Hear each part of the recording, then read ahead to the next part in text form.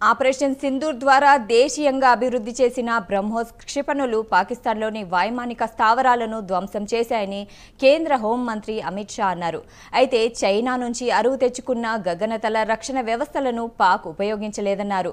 గతంలో చేసిన surgical strikes, గగనతల దాడులు కేవలం పీఓకేను పరిమితమయ్యాయని, ఆపరేషన్ సింధూర్లో పాక్లోని 100 కిలోమీటర్ల మేర చుచ్చుకెళ్లి ఉగ్ర స్థావరాలను నాశనం చేశామన్నారు.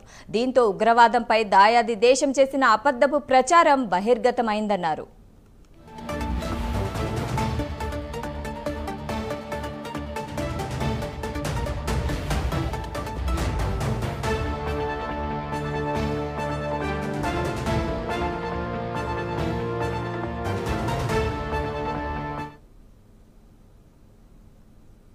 పాకిస్తాన్లోని అనేక స్థావరాలపై మన వైమానిక దళం ఖచ్చితమైన దాడులు చేసి తీవ్ర నష్టాన్ని కలిగించిందన్నారు.